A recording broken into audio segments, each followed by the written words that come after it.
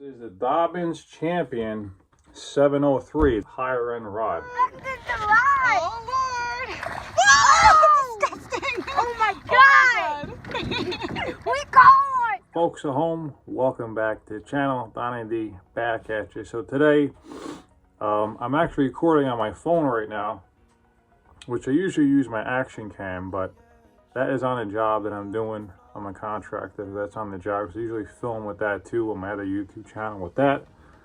But I've had this rod now for like probably about 4 or 5 days, and I have an opportunity right now to film. So I'm like, you know what? Let me make a video. So stay tuned. I'm going to show you this brand new rod. Just came in.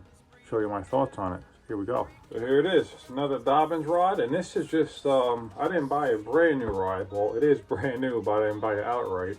What I did is I had an old Savvy guide was missing, so I said, you know what, let me send it in for the warranty and change it out for something else. It was a 734 Savvy that I usually use for frogs.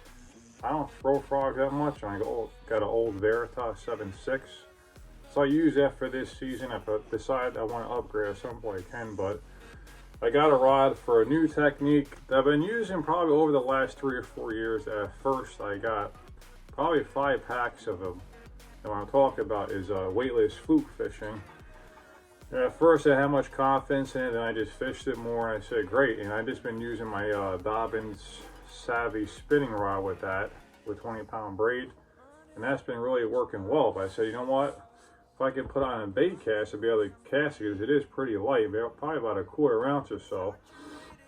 I could get into better place and just be, you know, have a better overall experience fishing with the weightless fluke. So there's a lake not too far from here that me and my son Landon go to, that we catch a lot of pickerel and some bass as well, that it's really shallow, a lot of grass. So, you know, weightless flukes work there well, anything that's kind of weedless. So I said, let me send it out, the 734 Savvy, see what I want to get. So I went on Dobbins' website, see the options. I say, you know what, I'm going to actually upgrade. So I decided to get a different rod. Let me take this out the package and show you. So here's a rod. Dobbins always packages it really nicely. That's the one end. Here's where the tip is. And the way I am all these years, I always just throw my rods in the back of the boat. They bang around.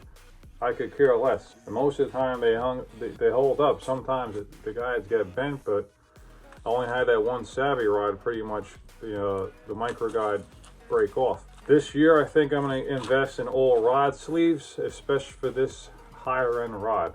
Let me show you. Okay, so they had this thing completely enclosed in plastic. Dobbins probably got it from whoever that makes it for them in Asia over there, which I don't agree with. But anyway, they make really good rods. I got the last Dobbins rod from American Legacy. It actually shipped right from Dobbins. They didn't have this tip part on there. So that's a really nice thing to have. I'm actually going to hold on to this and use it. But I'll actually leave it on there, because that's the most damage I see on rods, at least from my experience, is right on the tip.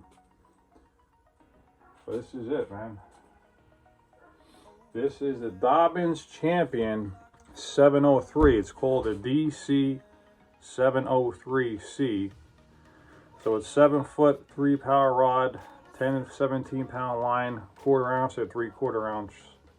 And they're rating it a medium heavy with fast action, and they say you can use it for Senkos, flukes, jigs, Texas rigs, spinnerbaits. So, and they're rating it a medium heavy with fast action, and they say you can use it for Senkos, flukes, jigs, Texas rigs, spinnerbaits. So that's pretty much what I'm going to use it for. I'm going to use it for definitely for weightless flukes, maybe weighted ones as well.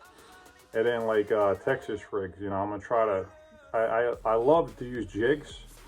I use that most of the time. I don't really fish much soft plastics, but I have, you know, a good amount of stock of them. So this year I think I'm going to start just doing Texas rigs, go around the areas I would throw like a jig, and use some Texas rigs, you know, like an 1/8 ounce, a 1/4 ounce bullet weight, and just flip it around everything and see if that gets me more bites. Because from my experience, using the smaller baits definitely get more bites, and you still get some big fish from here and there. So that's it though.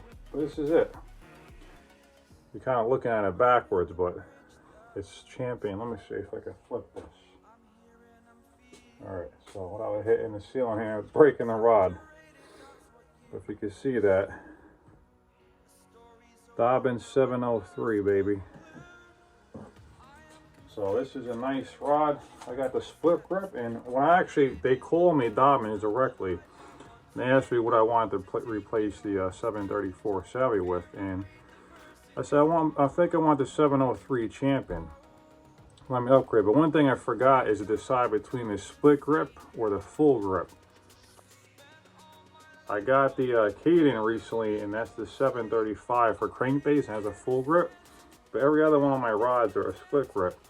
And I didn't know that he just shipped it out without asking me. I should have looked on their website. But they have a 703 is a split grip, and they have a 733, which is a 7'3" 3-power rod. Just same rod as this, just 3 inch longer. And it has a full grip. But I'm perfectly fine with the split grip. All my rods are that. I just wanted to try the full grip to see if it's much different or not. But I'm fine with this.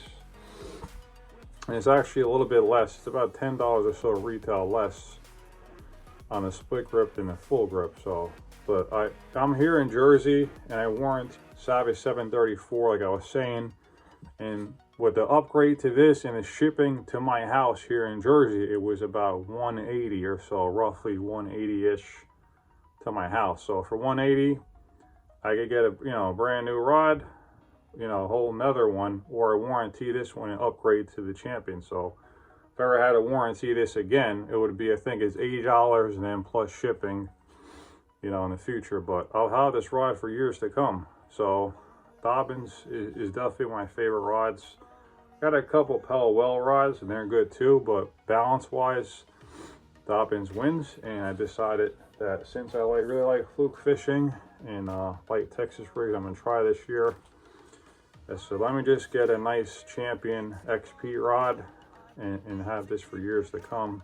It's either this or get a Caden or Sierra rod, and they're great rods too. But anything that wants some sensitivity, I'm going to get a Champion. So I have one Champion that's an 806 for crankbaits that I barely use. I've had that since like 2015, because most of the time I'm going out by myself or now with Landon, and that is basically for big crankbaits or deep deep cranking. And I don't fish much lakes that are close to me with my boat that could do that. The only one is Mattis Crown Reservoir, which Alan goes to, and Joe. And when I go there, that's when I use it. But for the most part, it doesn't get used. But I think this year, if I go somewhere and I want to throw like a top water buzzbait or something like that that has some weight to it, I'll use it. But most of the time, it doesn't get used. So anything that I want some sensitivity to, I'll probably get the Champions moving forward. But anything that's a reaction bait, still stick with the Dobbins most likely, but just get a Caden and a Sierra, because you don't need as much feel with those when you're just power fishing. And most of the time in my past, I like to power fish. So when I usually go like in the spring, the first thing I'm probably going to do is throw a spinner bait and a crankbait for the most times, and then flip around with this. But really nice rod. I mean, the guys are really solid. And I decided to go with the regular, the Champion has regular guides. I used to do all micro guides, but I tend to see that they kind of bend out easily. They're kind of pretty weak. So I said, let me just do a Champion has regular guides, and they seem to be more beefy, more strong, good to go. So that is a Champion XP. Reading it backwards, but I don't have much room here to turn around without breaking this bad boy. So what I'm actually going to do too is I'm going to get like a lightweight spool reel. Right now I'm looking at getting one with like the Scorpion MGL or the Karada MGL. I was looking at some zillions and all that, but I don't want to spend $300 or $400 on a reel, man. This is my hobby, and yeah, I could do that, but I'd rather have more setups and just have good gear versus really high-end stuff. I only have a few. At least that's where I'm at right now. But that's what I'm thinking. Right now I'm thinking the Shimano MGL.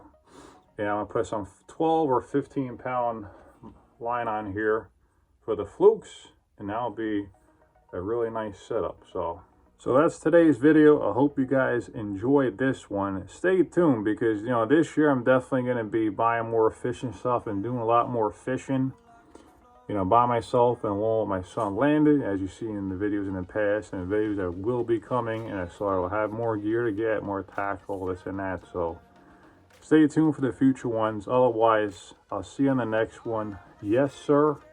Thank you, sir. Donnie D, signing off. My mind